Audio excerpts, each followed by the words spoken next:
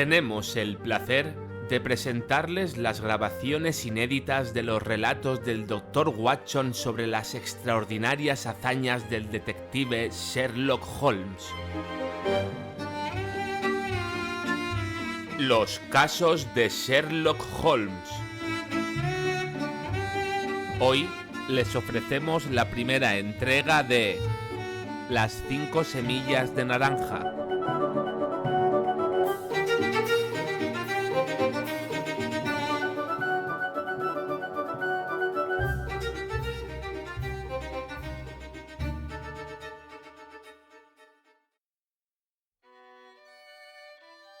Cuando repaso mis notas y registros de los casos de Sherlock Holmes entre los años 1882 y 1890, me encuentro con tantos que presentan características extrañas e interesantes que no es tarea fácil saber cuáles elegir y cuáles dejar. Sin embargo, algunos ya han ganado publicidad a través de los periódicos y otros no han ofrecido un campo específico para esas cualidades peculiares que mi amigo poseía en tan alto grado y que tengo por objeto ilustrar en mis escritos. Es verdad también que unos pocos han desconcertado su habilidad analítica y, como narrativas, serían comienzos sin final. Otros solo se han aclarado parcialmente y tienen explicaciones basadas más en conjeturas y suposiciones que en esa prueba lógica absoluta que era tan querida por él. Sin embargo, de estos últimos hay uno que fue tan notable en sus detalles y tan sorprendente en sus resultados que me siento tentado a dar alguna cuenta de él, a pesar de que hay puntos en relación con él que nunca han sido aclarados y que, probablemente, nunca lo serán. El año 1887 nos proporcionó una larga serie de casos de mayor o menor interés, de los cuales conservo registros. Entre los archivados ese año encuentro un relato de la aventura de la Sala Paradol, de la Sociedad de Mendigos Amateurs, que tenía un lujoso club en el sótano de un almacén de muebles, de los hechos relacionados con la desaparición del velero británico Sophie Anderson, de las singulares aventuras de la familia Grace Patterson en la isla de Ufa y finalmente el caso del envenenamiento de Camberwell. En este último, como podrá recordarse, Sherlock Holmes pudo, al dar cuerda al reloj del hombre muerto, demostrar que había sido enrollado 2 horas antes y que, por lo tanto, el difunto se había acostado dentro de ese tiempo, una deducción que fue de la mayor importancia para aclarar el caso. Todos podría esbozarlos en alguna fecha en el futuro, pero ninguno de ellos presenta características tan singulares como la extraña cadena de circunstancias que me propongo relatar. Fue en los últimos días de septiembre y los vendavales equinocciales habían comenzado con una violencia excepcional. Durante todo el día el viento había aullado y la lluvia había golpeado contra las ventanas, de modo que, incluso aquí, en el corazón de la Gran Londres, nos vimos obligados a elevar nuestras mentes por un instante de la rutina de la vida y a reconocer la presencia de esas grandes fuerzas elementales que chillan a la humanidad a través de los barrotes de su civilización, como bestias no domadas en una jaula. Al caer la noche, la tormenta se volvió más fuerte y ruidosa y el viento gemía como un niño a través de la chimenea. Sherlock Holmes estaba sentado melancólicamente a un lado de la chimenea, indexando sus registros de crímenes, mientras yo, al otro lado, estaba inmerso en una de las magníficas historias marítimas de Clark Russell, hasta que el aullido del vendaval desde afuera pareció mezclarse con el texto y el chapoteo de la lluvia se mezcló con el movimiento de las olas del mar. Mi esposa estaba de visita en casa de su madre y por unos días volví a ser un habitante más en mis antiguos aposentos de Baker Street. «Vaya», dije mirando a mi compañero. «¿Ha sido eso el timbre? ¿Quién podría venir esta noche? ¿Algún amigo suyo, tal vez?» «Excepto usted, no tengo ninguno», respondió Holmes. «No suelo fomentar las visitas». «¿Un cliente, entonces?» Si es así, debe de tratarse de un caso serio.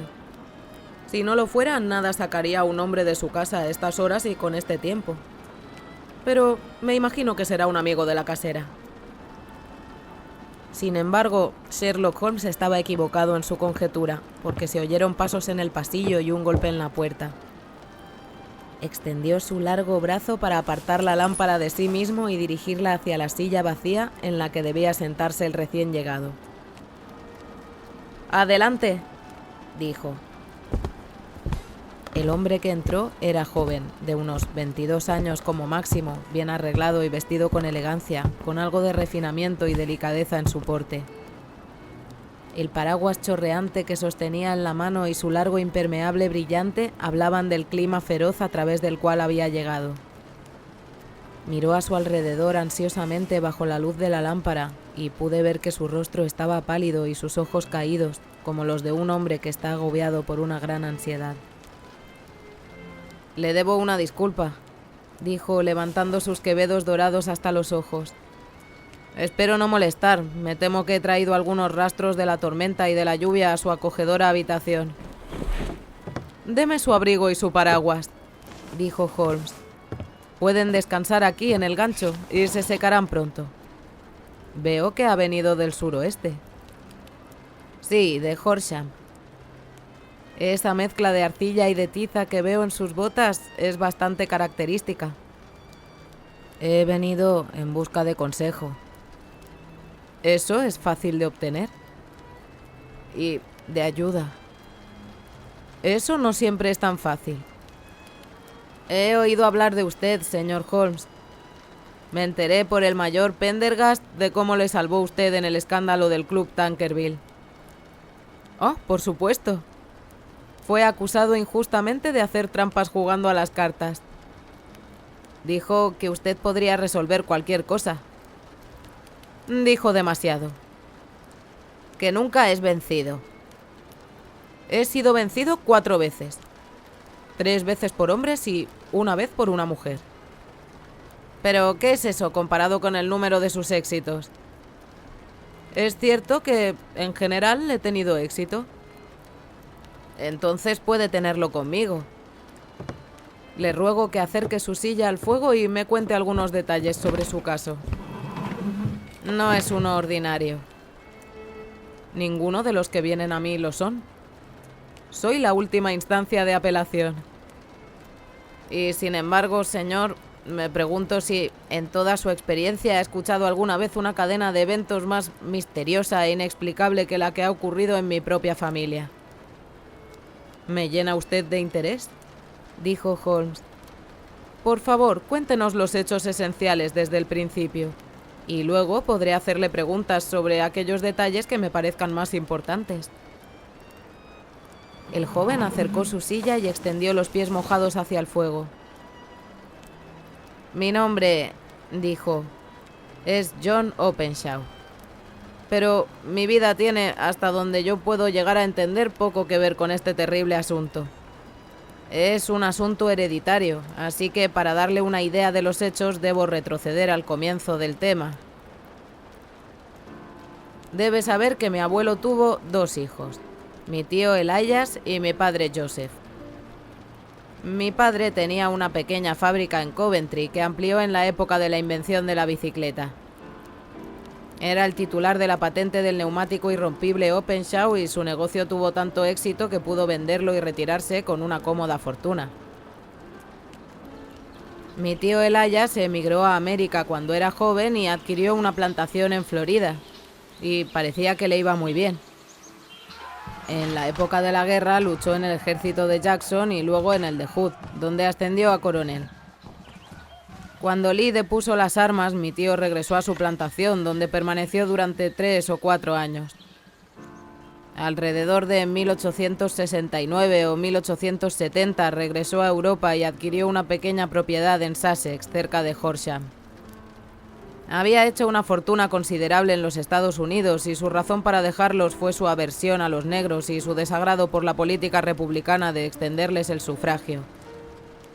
Era un hombre singular, feroz y de temperamento rápido, muy grosero cuando estaba enojado y de una disposición muy retraída. Durante todos los años que vivió en Horsham, dudo que alguna vez pusiera un pie en la ciudad. Tenía un jardín y 2 o 3 campos alrededor de su casa y allí solía hacer ejercicio, aunque a menudo pasaban semanas sin que saliera de su habitación. Bebía mucho brandy y fumaba en exceso, pero no quería ver a nadie y no deseaba tener amigos, ni siquiera a su propio hermano. Sin embargo, yo no le molestaba. De hecho, le caí bien cuando me conoció por primera vez. Yo era un chico de unos 12 años. Eso sería en el año 1878, después de que hubiera estado 8 o 9 años en Inglaterra. Le rogó a mi padre que me dejara vivir con él y fue muy amable conmigo, a su manera. Cuando estaba sobrio solía gustarle jugar al backgammon y a las damas conmigo y me hacía su representante tanto con los sirvientes como con los comerciantes, de modo que para cuando tenía 16 años yo era prácticamente el dueño de la casa. Guardaba todas las llaves y podía ir donde quisiera y hacer lo que quisiera siempre y cuando no le molestara. Pero había una única excepción, ya que tenía una habitación, un trastero en los áticos que siempre mantenía cerrada con llave y a la que nunca permitía que nadie accediese. Con la curiosidad de un niño, espié por el ojo de la cerradura, pero nunca pude ver más que una colección de viejos baúles y paquetes, como cabría esperar en cualquier trastero. Un día, fue en marzo de 1883, una carta con un sello extranjero estaba sobre la mesa frente al plato del coronel. No era común que recibiera cartas, ya que sus cuentas se pagaban en efectivo y no tenía amigos de ningún tipo. «De la India», dijo al tomarla. «Marca de Pondicherry. ¿Qué puede ser esto?» Al abrirla, rápidamente salieron 5 pequeñas semillas de naranja secas que cayeron sobre su plato. Comencé a reírme de eso, pero la risa se me congeló en los labios al verle la cara.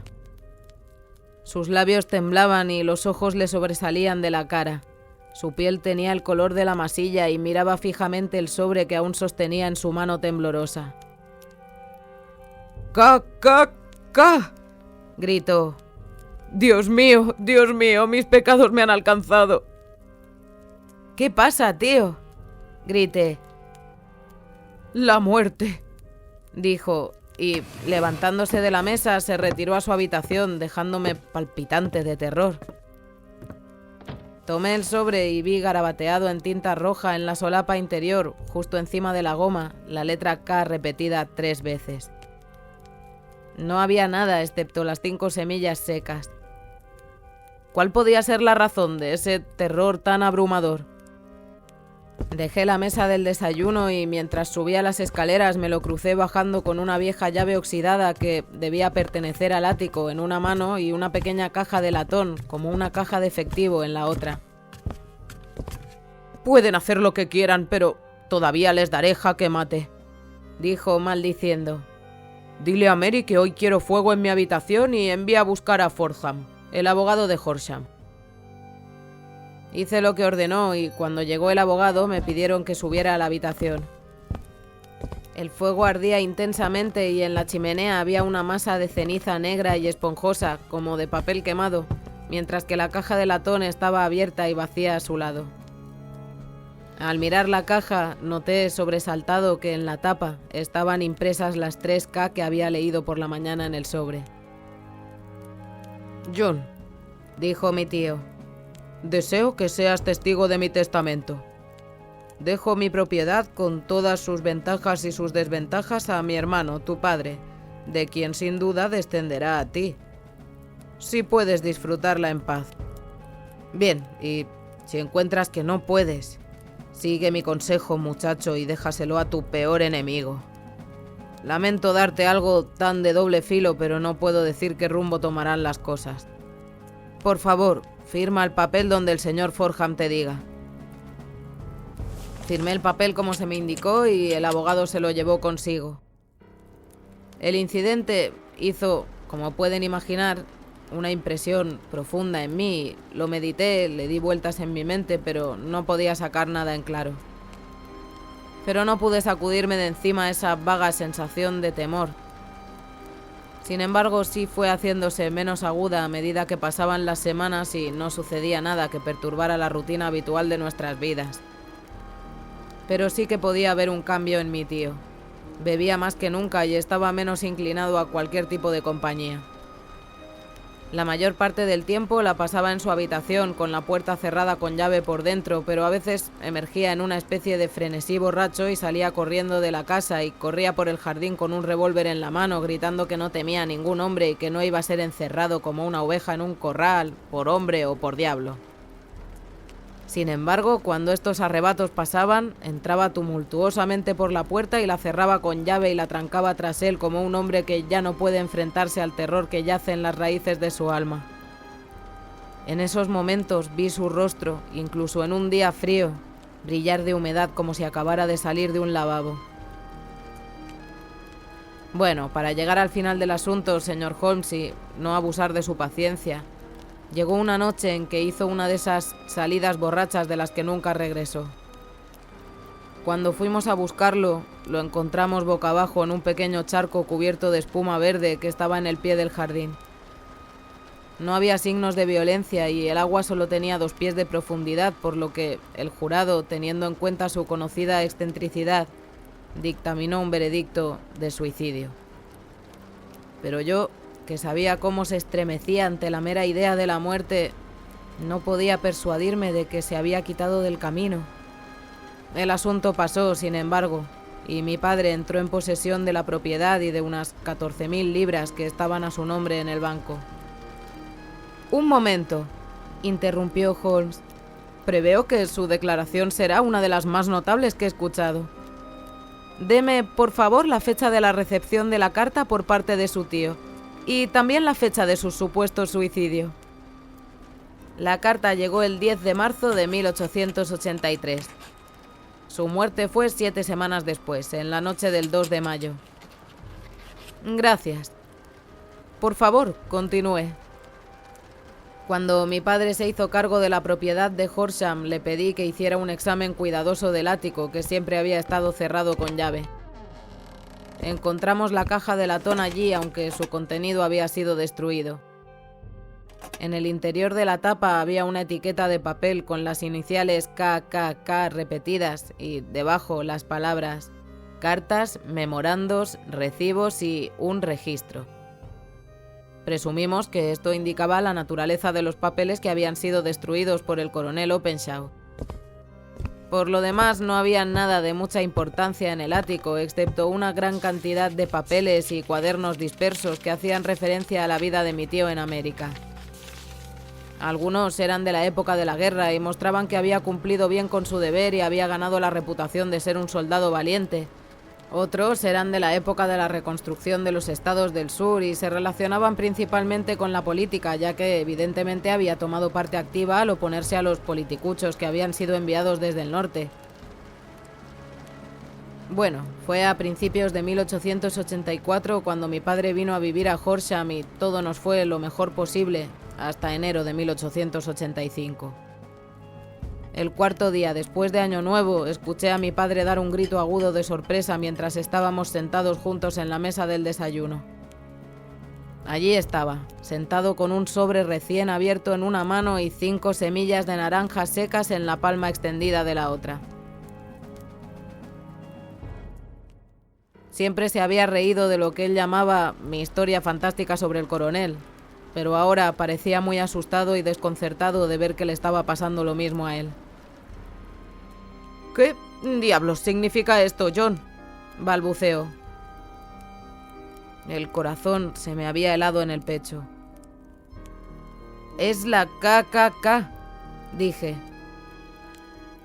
Mi padre miró dentro del sobre. «Así es», exclamó. «Aquí están las mismas letras, pero ¿qué es esto que hay escrito encima de ellas?» «Deja los papeles en el reloj de sol», leí mirando por encima de su hombro. «¿Qué papeles? ¿Qué reloj de sol?», preguntó. «El reloj de sol del jardín, no hay otro», dije. «Pero los papeles deben de ser los que fueron destruidos». «Bah», dijo echando mano a todo su valor. «Estamos en un país civilizado aquí, y no podemos caer en tonterías de este tipo. ¿De dónde viene esto?» «De Dundee», respondí mirando el matasellos. «Alguna broma absurda», dijo. ¿qué tengo yo que ver con relojes de sol y con papeles? No voy a prestar atención a semejantes tonterías. Yo hablaría con la policía, sin duda, dije. ¿Y que se rían de mí por haberme asustado? No, nada de eso. Entonces deja que lo haga yo. No, te lo prohíbo. No quiero que se arme un escándalo por semejantes tonterías. Fue inútil discutir con él. Era un hombre muy obstinado. Sin embargo, mi corazón quedó lleno de malos presentimientos. Al tercer día después de la llegada de la carta, mi padre salió de casa para visitar a un viejo amigo suyo, el mayor Freebody, quien estaba al mando de uno de los fuertes en Portsdown Hill. Me alegré de que se fuera porque me pareció que estaría más lejos del peligro cuanto más lejos estuviera de casa. Sin embargo, en eso me equivoqué. Al segundo día después de su ausencia recibí un telegrama del mayor suplicándome que fuera de inmediato. Mi padre se había caído en uno de los profundos pozos de tiza que abundan en la vecindad y yacía sin sentido con el cráneo destrozado. Me apresuré a llegar, pero él falleció sin haber recuperado la conciencia. Parece que estaba volviendo de Fareham al anochecer y, como no conocía bien el campo y el pozo de tiza no estaba cercado, el jurado no dudó en dictaminar un veredicto de muerte por causas accidentales. Por mucho que examiné cada hecho relacionado con su muerte, no pude encontrar nada que sugiriera la idea de un asesinato. No había signos de violencia, ni huellas, ni de robo, ni registro de que se hubieran visto extraños en los caminos. Y, sin embargo, no necesito decirles que mi mente estaba lejos de estar tranquila y que estaba casi seguro de que alguna trama oscura se había tejido a su alrededor. De esta manera siniestra heredé la propiedad. Me preguntarán por qué no me deshice de ella. Y les diré que porque estaba convencido de que nuestros problemas dependían de alguna manera de un incidente en la vida de mi tío y de que el peligro sería tan apremiante en una casa como en la otra. Fue en enero de 1885 cuando mi pobre padre encontró su fin y han pasado 2 años y 8 meses desde entonces. Durante ese tiempo he vivido felizmente en Horsham y había comenzado a esperar que esta maldición hubiera pasado de la familia y que hubiera terminado con la última generación. Sin embargo, había comenzado a consolarme demasiado pronto. Ayer por la mañana, el golpe cayó de la misma manera en la que había llegado a mi padre. El joven sacó de su chaleco un sobre arrugado y, volviéndose hacia la mesa, dejó caer sobre ella 5 pequeñas semillas de naranja secas. Este es el sobre, continuó. El matasellos es de Londres, sector este. Dentro están las mismas palabras que estaban en el último mensaje de mi padre. KKK y luego ponga los papeles en el reloj de sol. ¿Y qué es lo que ha hecho usted?, preguntó Holmes. Nada. ¿Nada? Para decir la verdad, hundió su rostro en sus manos delgadas y pálidas. Me he sentido impotente. Me he sentido como uno de esos pobres conejos cuando la serpiente se acerca retorciéndose. Parece que estuviera en las garras de algún mal irresistible e inexorable contra el cual ninguna previsión ni precaución puede protegerme. «Vamos, vamos», exclamó Sherlock Holmes. «Debe actuar, hombre, o estará perdido. Solo la energía puede salvarlo. Este no es el momento para la desesperación». He ido a la policía. ¿Sí? Pero escucharon mi historia con una sonrisa. Estoy convencido de que el inspector se ha formado la opinión de que las cartas son simples bromas y de que las muertes de mis parientes fueron realmente accidentes, como dijo el jurado, y que no están conectadas con las advertencias. Holmes agitó sus puños cerrados en el aire. «Una increíble imbecilidad», gritó. Sin embargo, me han asignado un agente de policía que puede quedarse en casa conmigo. ¿Y ha venido con usted esta noche? No, sus órdenes eran quedarse en la casa. De nuevo, Holmes volvió a gesticular en el aire. ¿Y por qué ha acudido a mí?, dijo. Pero, sobre todo, ¿por qué no vino de inmediato? No había oído hablar de usted hasta hoy, cuando hablé con el mayor Pendergast y me aconsejó que viniera a verle. Lo cierto es que han transcurrido ya 2 días desde que recibió la carta. Deberíamos haber actuado antes. Supongo que no tiene más evidencia que la que nos ha enseñado. ¿Ningún detalle sugerente que pudiera ayudarnos? Hay una cosa, dijo John Openshaw. Revolvió en el bolsillo de su abrigo y, sacando un trozo de papel descolorido y teñido de azul, lo colocó sobre la mesa. Recuerdo, dijo, que el día en que mi tío quemó los papeles observé que los pequeños márgenes no quemados que quedaban entre las cenizas eran de este color en particular. Encontré esta hoja en el suelo de su habitación y me inclino a pensar que puede ser uno de los papeles que tal vez se desprendió entre los demás y escapó así a la destrucción. Aparte de la mención de las semillas, no veo que nos ayude mucho. Creo que es la página de algún diario privado. La escritura, sin duda, es la de mi tío. Holmes movió la lámpara y ambos nos inclinamos sobre la hoja de papel que, por su borde irregular, mostraba que había sido arrancada de un libro. Estaba encabezada con marzo de 1869 y debajo había las siguientes notas enigmáticas. 4. Ha venido Hudson, lo mismo de siempre. 7.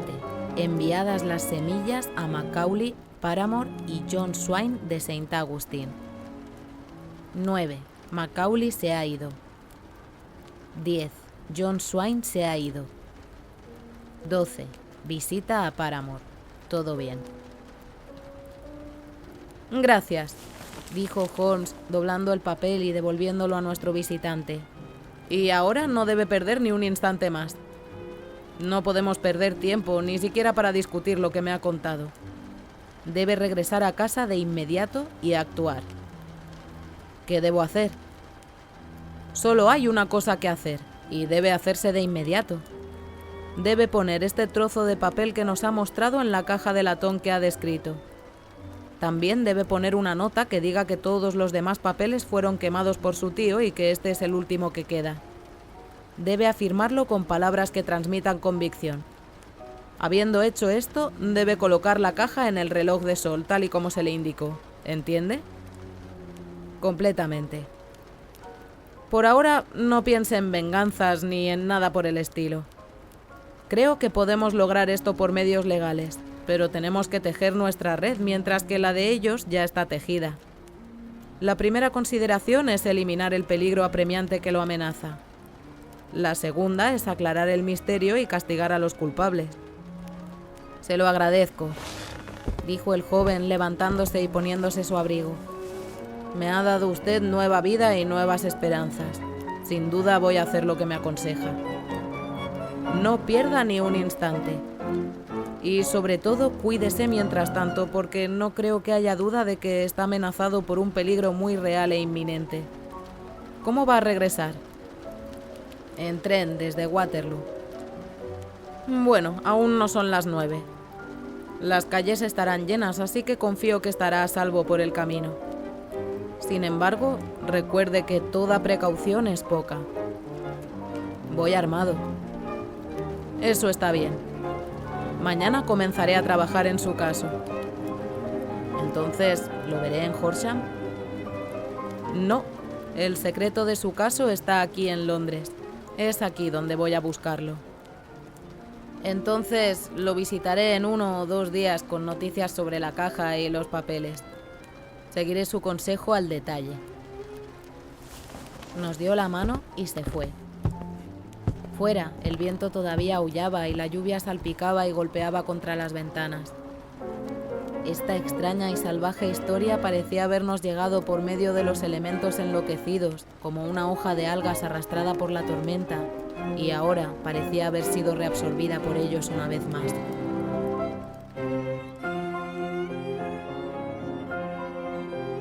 Las 5 semillas de naranja, de Sir Arthur Conan Doyle.